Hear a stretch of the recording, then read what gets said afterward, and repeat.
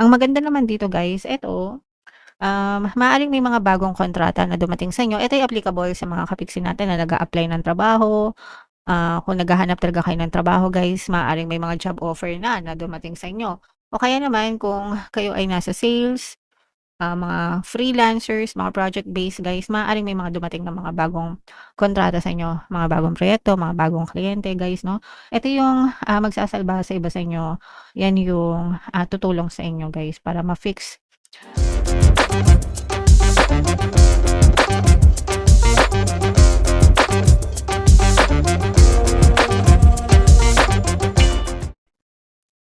Hello guys, hello Virgo, welcome back to Pinoy Pixie tayo. Ang pamagat ng episode natin for tonight is Money Money Come to Me. Ito yung ating money reading guys para sa Virgo, Sun, Moon, Rising Sign, and Venus. So, unahin natin tong deck na to. Ito yung mga money manifesting technique para sa inyo. So, meron tayong go window shopping, gaze at all the items you would love to own. Imagine using them and enjoying them. Regularly repeating this exercise will help to attract the things you long to have. So, kung meron kayong gustong makamit sa buhay nyo guys, or gustong bilhin, gustong something na mapasa inyo, pwede kayong actually guys, sisipin nyo lang kung ano yung gusto nyo, no? Pwede kayong mag-window shopping mga kapiksi or online shopping guys. Hindi nyo naman kailangan agad-agad mag-check out. Pero dadating din yung time na mapapasa inyo din yung mga gusto nyo.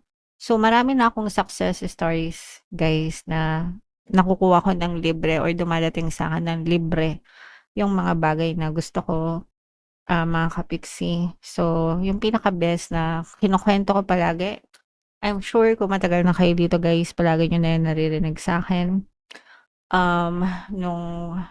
Pero ikukwento ko pa rin, no? Kasi may mga bago pa rin tayong mga viewers. So, nung time na gusto ko magkaroon ng hikaw, search ako ng search sa internet, ng mga magagandang designs, ganyan, online. Pero hindi ako bumibili, tsaka hindi ako nag-add to cart. Tingin lang ako ng tingin ng hikaw. Tapos sinasabi ko lang na ang ganda nito, gusto ko nito, ganyan. Pero hindi ako bumibili. Tapos mga after 2 weeks, dumating yung best friend ko galing Dubai. Tas ang pasalubong niya sa akin ay hikaw, mga kapiksi. Pero hindi niya alam na gusto ko ng hikaw.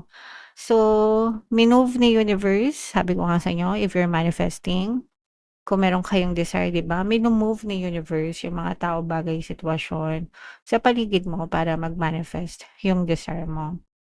So, dun sa akin, minove niya yung best friend ko para bumili ng hikaw para ibigay sa akin. Kasi ang desire ko is magkaroon ng bagong hikaw. So, marami pa ako na-manifest. Naka-manifest ako ng jewelry box, Nespresso machine guys, na napakamahal ng Nespresso machine. And yung pinaka-last lang is yung bag, mini bag na galing din sa best friend ko guys, okay? So, lahat yun na-manifest ko ng libre, guys, and kayo, pwedeng-pwede rin kayo mag-manifest. You just declare what you want. Keep the image in your head, no? Hindi mo kailangang alamin kung saan, paano, or kailan, kung saan manggagaling, kung paano dadating sa'yo, kung kailan dadating sa'yo. Si universe na bahala doon. Basta kayo, declare what you want, mga kapiksi. Okay? Ayan. So, yan yung manifesting techniques sa inyo, guys. And kung meron din kayong mga success stories guys, i-share nyo din sa baba para mabasa din ng mga kapiksi natin. So, shuffle natin to. Natin yung energy ng money at saka yung energy ng Virgo guys. Habang sinashuffle ko to, panoorin nyo muna yung video natin regarding sa ating paano mag-manifest ng abundance video course. Kapiksi, sawa ka na ba sa mga struggles at hirap sa buhay mo? Masipag ka ba at masikap sa buhay ngunit hindi ka pa rin umaasenso? Ilang beses ka na bang nag-attempt magnegosyo at mag-invest pero palagi ka pa rin nalulugi?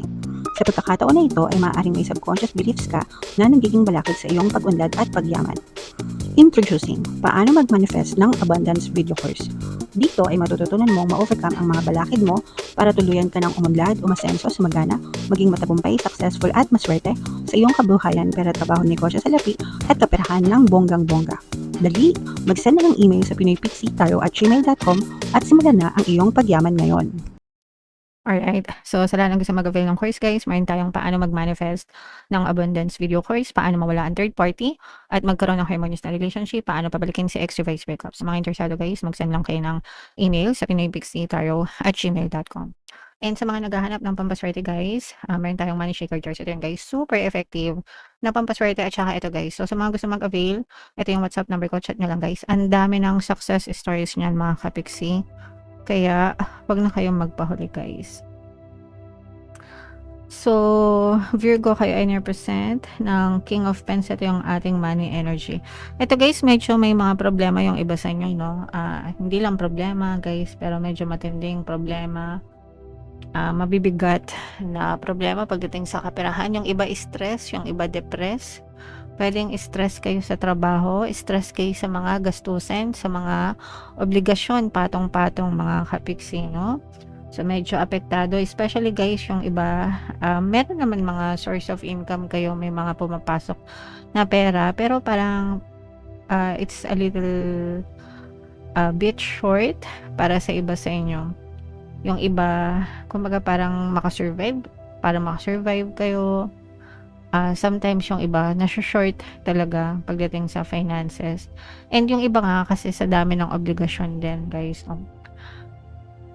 Pag sinabing obligasyon, yung mga bayarin, mga utang siguro yung iba, or mga gastusin guys, no? So medyo nahihirapan yung iba sa inyo mga kapiksi.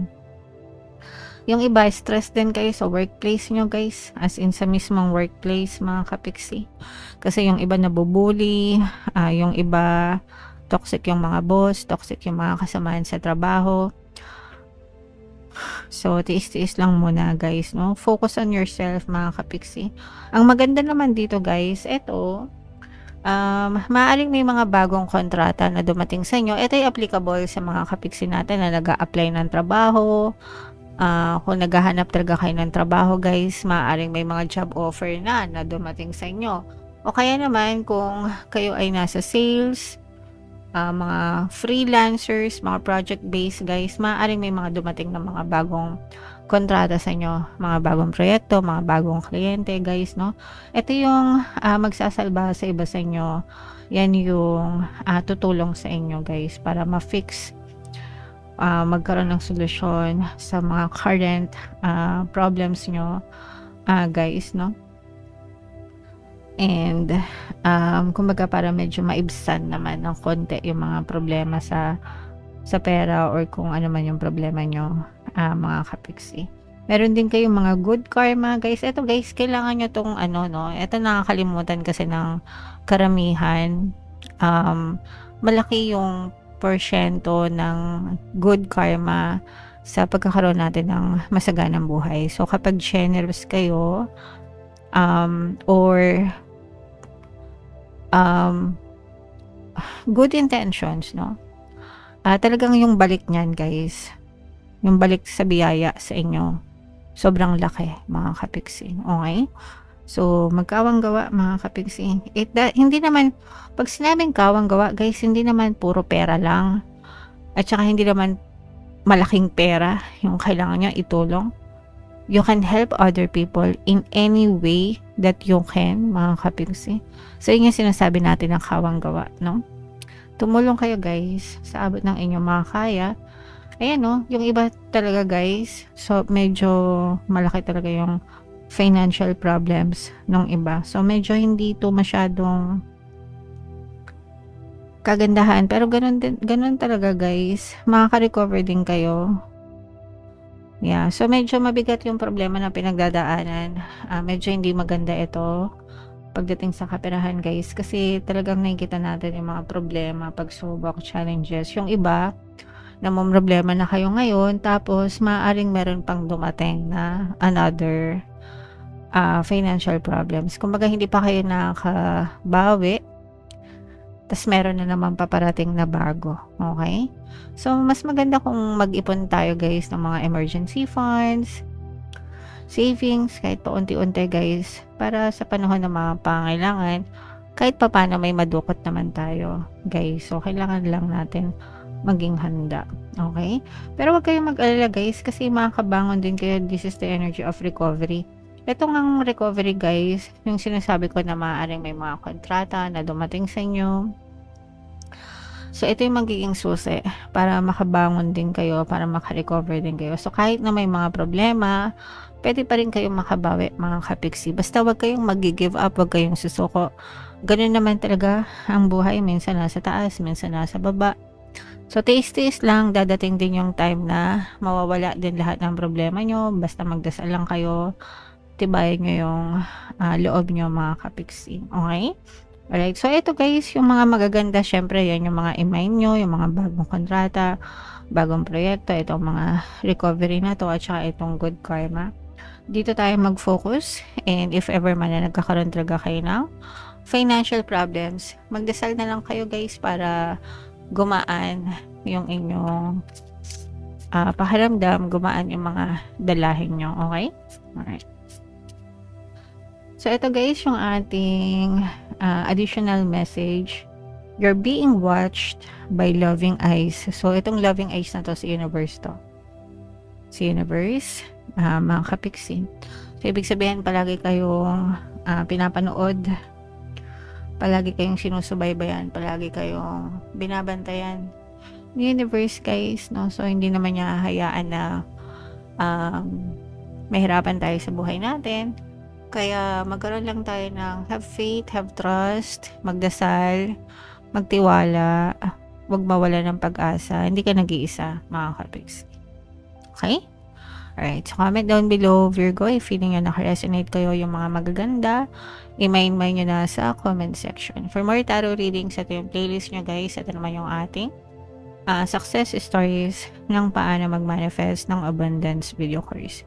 Panoorin nyo itong video natin guys about money shaker jars. Thank you for liking, sharing, and subscribing. See you next time guys. I love you all. Have a nice day. Bye-bye.